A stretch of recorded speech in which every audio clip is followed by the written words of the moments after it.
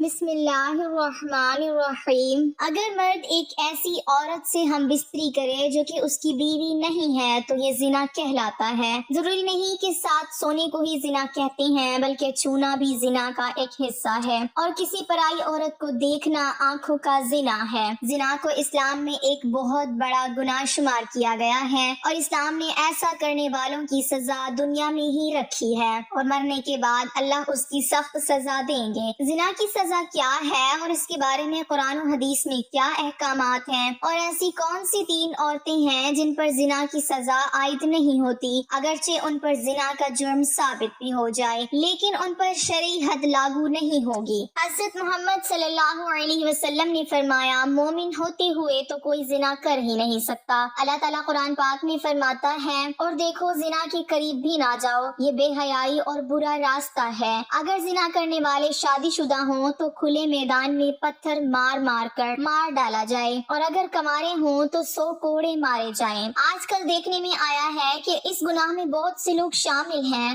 خاص کر کے اس بازار میں جہاں عورتیں اور مرد جاتے ہیں۔ کسی کا ہاتھ کسی کو لگ رہا ہے، کہاں لگتا ہے کچھ معلوم نہیں ہوتا، چاہے لڑکا ہو یا لڑکی، اور پھر اس گناہ کو کرنے کے بعد اپنے دوستوں کو بڑی شان سے سناتے ہیں، بلکہ ان کو بھی ایسا کرنے کی رائے دیتے ہیں۔ اگر کوئی اکیلے لڑکے یا لڑکی کوئی غلط کام کرتا ہے تو اس کا گناہ اس کے ماں باپ کو بھی ملتا ہے، کیونکہ انہوں نے ان کی شادی جلدی نہیں کی، جس کی وجہ سے وہ غلط کام کرنے لگے، اور شادی کی عمر ہونے کے بعد بھی ماں باپ ان کی شادی نہ کریں تو اللہ ناراض ہو جاتا ہے، اور ان کے گھر کی برکت ختم ہو جاتی ہے، اور ان ماں باپ سے قیامت کے دن اللہ حساب مانگے گا۔ ایک جگہ اللہ نے قرآن پاک میں فرمایا کہ پاک دامن لڑکیاں پاک دامن لڑکوں کے لیے ہیں۔ اس کا مطلب یہ ہے کہ اگر آپ اچھی ہیں تو اللہ آپ کو بھی اچھی بیوی یا شوہر دے گا۔ زنا ایک ایسا عمل ہے جس سے نسیان، ایڈز، کینسر جیسی موذی بیماریاں پھیلتی ہیں۔ زنا سے انسان کا دل مردہ ہو جاتا ہے، جبکہ اکثر دیکھنے میں آیا ہے کہ جب دل مردہ ہو گیا تو پھر اس کے دل سے اسلام کی روشنی ختم ہو جاتی ہے، جس سے وہ ایمان سے خالی ہو جاتا ہے۔ انسان جو بھی غلط کام کرتا ہے اس کی قیمت اس کے بچوں، ماں یا بہن کو اس دنیا میں ہی ادا کرنی پڑتی ہے۔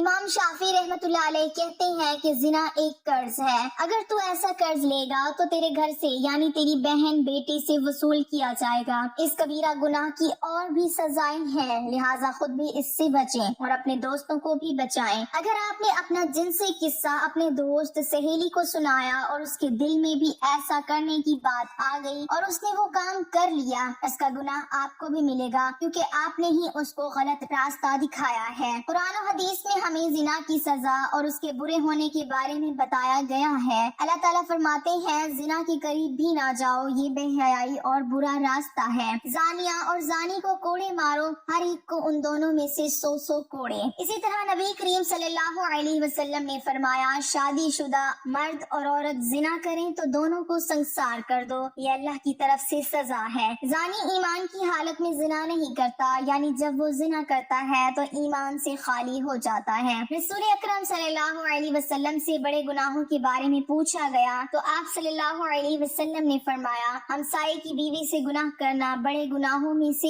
ایک گناہ ہے۔ زنا کرنے والا مسلمان عاقل اور بالغ ہو، جس نے یہ جرم اپنے اختیار سے کیا ہو اور جرم کے لیے اس پر کوئی زبردستی نہ کی گئی ہو۔ رسول اکرم صلی اللہ علیہ وسلم نے فرمایا، 3 قسم کے لوگوں کا کوئی عمل نہیں لکھا جاتا، یعنی 3 قسم کے ایسے لوگ ہیں جنہوں نے اگر زنا کیا بھی ہو تو ان پر دین اسلام کی روح سے کوئی حد لاگو نہیں ہوتی۔ ایک تو وہ جو کہ نابالغ جب تک بالغ نہ ہو جائے، وہ شخص جو سویا ہوا ہو جب تک کہ وہ بیدار نہ ہو جائے، اور تیسرا وہ کہ جس کا دماغی توازن ٹھیک نہ ہو، دیوانہ ہو، مجنون ہو، اس پر بھی اس کی کوئی حد نہیں ہے۔ آپ صلی اللہ علیہ وسلم نے فرمایا، میری امت کی بھول چوک اور جس چیز پر وہ مجبور کیے جائیں معاف کر دیا گیا ہے، یعنی اگر آپ سے کوئی بھول چک ہو گئی ہے اللہ تعالیٰ آپ کو معاف فرما دیں گے، یا کسی چیز پر آپ کو مجبور کیا گیا ہے تو وہ بھی اللہ تعالیٰ آپ کو معاف فرما دیں گے۔ زنا کرنے والے کے لیے رجم یعنی زناکار پر حد قائم کرنے کا ایک طریقہ کار بتایا گیا ہے۔ زمین میں گڑھا کھودا جائے، زانی کو اس میں کھڑا کر کے سینے تک اس کو مٹی میں دبا دیا جائے اور پھر پتھر مارے جائیں یہاں تک کہ وہ مر جائے۔ یہ کارروائی امام اور مسلمانوں کی ایک جماعت کے سامنے کی جائے۔ اللہ تعالیٰ کا فرمان ہے اور ان کی سزا کے وقت ایمان والوں کی ایک جماعت حاضر ہونی چاہیے۔ رجم کے بارے میں عورت اور مرد کا حکم برابر ہے، البتہ عورت کے کپڑے باندھ دیے جائیں تاکہ وہ بے پردہ نہ ہو۔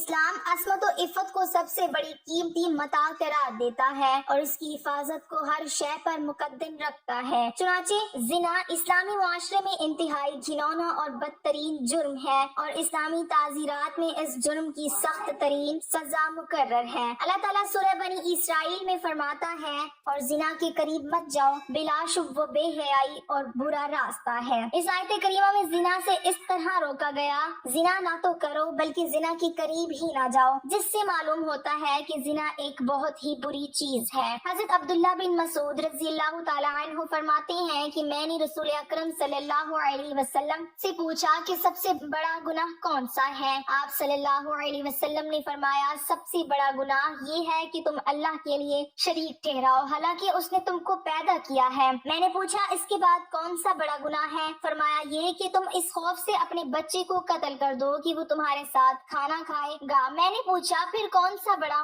گناہ ہے؟ آپ صلی اللہ علیہ وسلم نے فرمایا یہ کہ تم اپنے پڑوسی کی بیوی سے زنا کرو۔ ابتدائی اسلام میں زنا کی سزا یہ تھی کہ زنا کرنے والی شادی شدہ عورتوں کو تاحیات گھروں میں بند کر دیتے تھے اور کنواری لڑکیوں یا غیر شادی شدہ مردوں کو زنا کرنے پر زنجیر و توبیخ اور ڈانٹ ڈپٹ کی جاتی تھی، جیسا کہ اللہ تعالیٰ کا ارشاد ہے اور جو تمہاری عورتیں زنا کریں تو ان پر 4 مردوں کی گواہی طلب کرو، پھر اگر وہ گواہی دے دیں تو ان عورتوں کو گھر میں بند کر دو تا وقت یہ ان کو موت آ جائے یا اللہ تعالیٰ ان کے لیے کوئی راستہ بیان کر دے۔ اور تم میں سے جو لوگ زنا کریں تو تم ان کو ڈانٹ ڈپٹ سے اذیت پہنچاؤ، بس اگر وہ توبہ کر لیں اور ٹھیک ہو جائیں تو ان کو کچھ نہ کہو، بے شک اللہ تعالیٰ بہت رحم کرنے والا ہے۔ اللہ تعالیٰ سے دعا ہے کہ اللہ تعالیٰ ہمیں زنا جیسی موذی مرض اور اس کبیرہ گناہ سے بچائے، آمین ثم آمین۔